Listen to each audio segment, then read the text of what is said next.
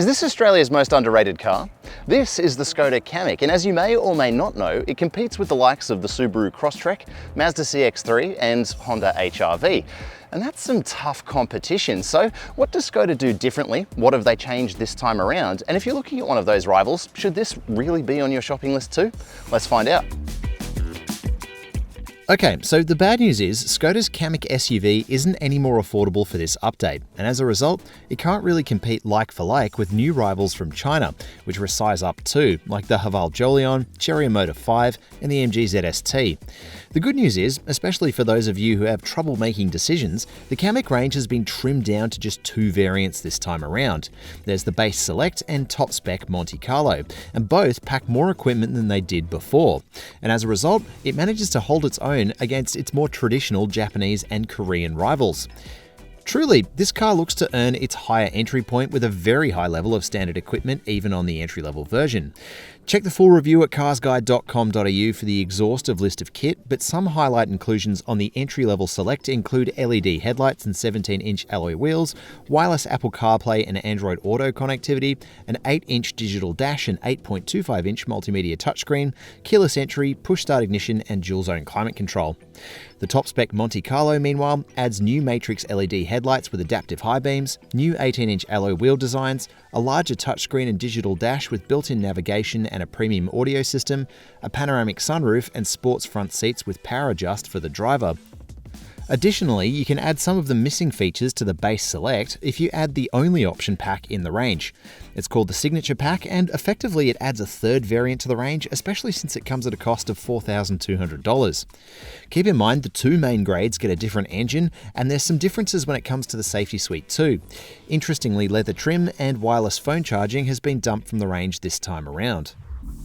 If you're getting a little deja vu by looking at the new Kamiq, it's because the changes are pretty subtle from the outside this time around. Using our Monte Carlo as an example, you get new matrix LED headlights in the front here, you get black contrasting trims, and there's new bumpers front and rear on both variants. There's also a more subtle badge treatment around the back and new wheel choices as well.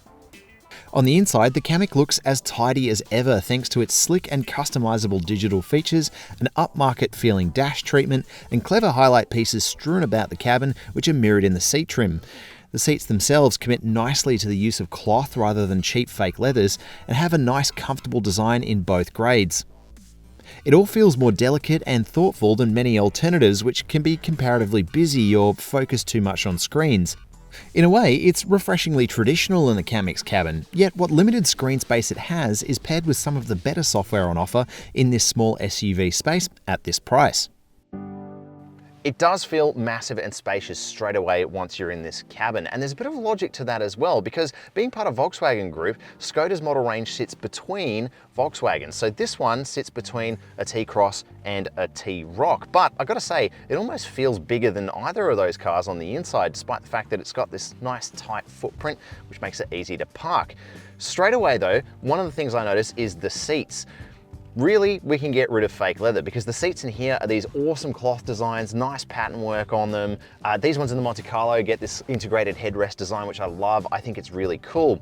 And that goes for a lot of the materials throughout the cabin as well. There's like nice soft touch inlays through the dash here. There's somewhere soft to put your elbow on the door card. There's like nice leather trim for the steering wheel. Lots of little areas where this car feels really nice. There are a couple of areas where you can tell that Skoda plays that role of maybe, you know, a less premium automaker back in its home market of Europe, and that's in like this climate unit. I love that it's got buttons and stuff, but it does feel a little bit more plasticky than like the rest of the cabin in here. So just little things like that are notable, but on the whole, it's a really nice place. Now, the technology looks great. You've got especially this Monte Carlo guys, the virtual dash cluster. That's another nice Volkswagen Group addition there. It looks slick. It's still one of the best on the market, to be honest. There's a lot of brands doing these sorts of screens now, but Volkswagen probably still do it the best.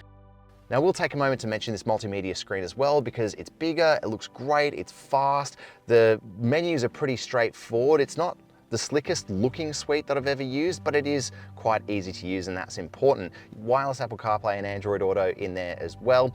You don't get a volume dial, which is a little bit of a bummer. There's two little shortcut buttons to turn the volume up and down on the sides of the screen there, as well as a few little touch-based shortcuts. They're nice to have. They don't compare to having a dial or actual physical buttons, but they're pretty good. And it's a good balance in here too, because you do have those physical controls for the climate. And importantly for this model year, what they've changed is they've added some fan speed controls, so you don't have to do that through the multimedia screen anymore, which was a real downside of the previous car.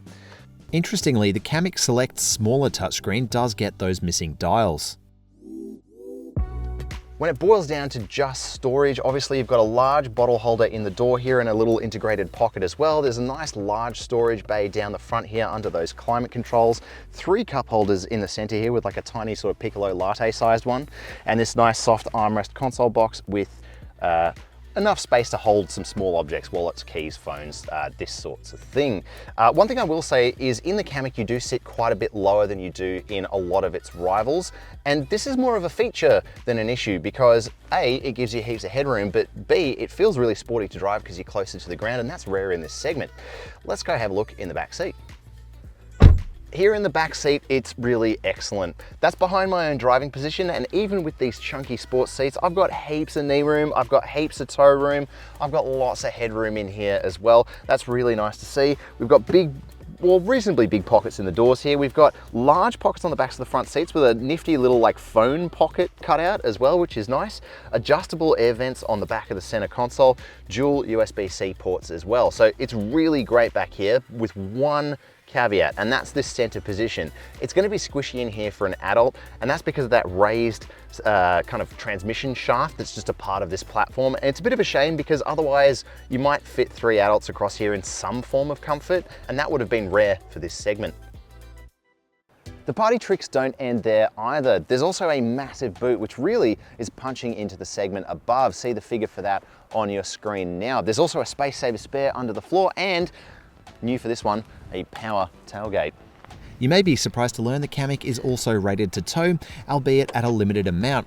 See those figures on your screen now. In this new simplified Kamiq range, you get one engine for each variant. The base model gets a tiny little 1 litre 3-cylinder, whereas this top spec Monte Carlo gets a 1.5 litre 4-cylinder. See the power figures on your screen now. But one of the important things is both engines are turbocharged and they use a nice lean running 7-speed dual clutch automatic transmission. And that means that their fuel consumption lands somewhere between a hybrid and a much thirstier 2-litre engine that many of its rivals have. On the downside though, these little turbocharged engines require mid-shelf 95 unleaded fuel for the Kamiq's 50-litre fuel tank. I'm pleased to report as well that that fuel consumption number that they claim seems reasonably achievable in the real world. Now, we've driven a couple of these Kamiqs over the last 2 days, and the fuel consumption number on the dash seems to land somewhere between 6 and 7 litres to 100 Ks, and that's pretty good. Okay, so what's the Kamiq like to drive?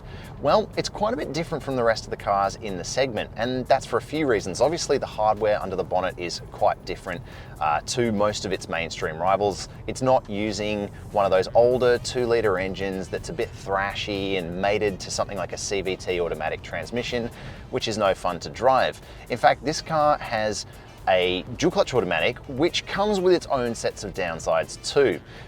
That's mainly at those T-junctions. If you've driven a Volkswagen product before or another car with a dual clutch transmission, you'll be used to this idea of a second of delay before you set off at the lights or at T-junctions, these kinds of things. It can be a little frustrating, it can be a little hard to use, but at the same time, once you're past that learning curve, there's fun to be had, because when you're on the open road and it's snapping through those gears, it can be a lot of fun, and it's the kind of fun that can't be extracted from a lot of this car's rivals. Like other Volkswagen products too, you've got a pretty keen steering tune in both variants, which keeps it entertaining to drive.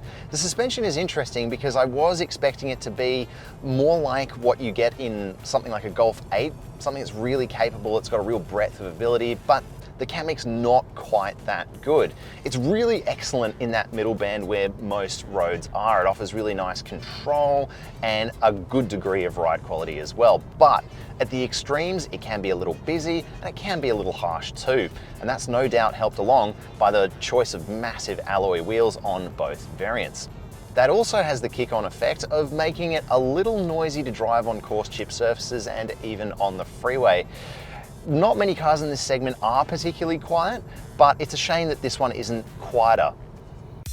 However, the trade-off for having those big wheels, that slightly firmer suspension, and paired with that engine and transmission is a well above segment driving experience. Once you get this car on a couple of corners, even using the paddle shifters, it can be huge amounts of fun, and to me at least, that's what sets this car apart at this price. Now, one of the reasons you might want to splash a little bit extra on a car like this is because of its well-calibrated safety kit. It gets a comprehensive list of active items, but make sure to check out the full review over at carsguide.com.au to see that list.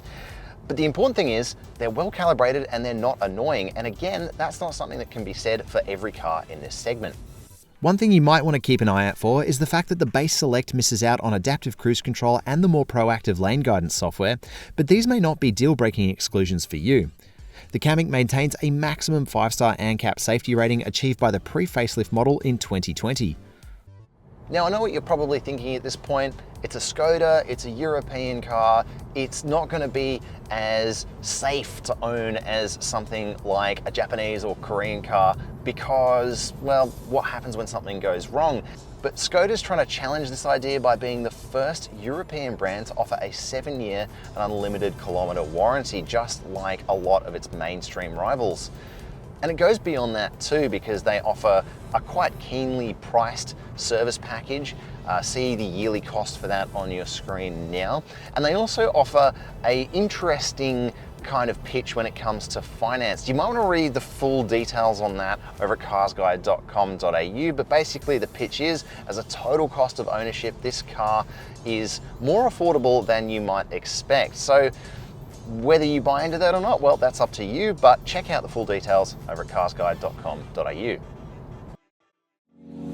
So there you have it, Skoda Kamiq. Do I think its fortunes will change? Well, maybe not, because it is playing in a different field with more competitive players to the bottom end and more challenging players to the top end. But I think its trimmed down range with 2 cleverly specified variants offers 2 different buyers value either at the top end or the bottom end.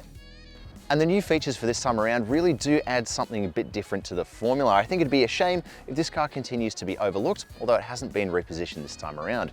What do you think? Would you pick one of these over a Subaru Crosstrek or a Honda HR-V? Tell us in the comments below. And as always, remember to check out the full written review over at carsguide.com.au.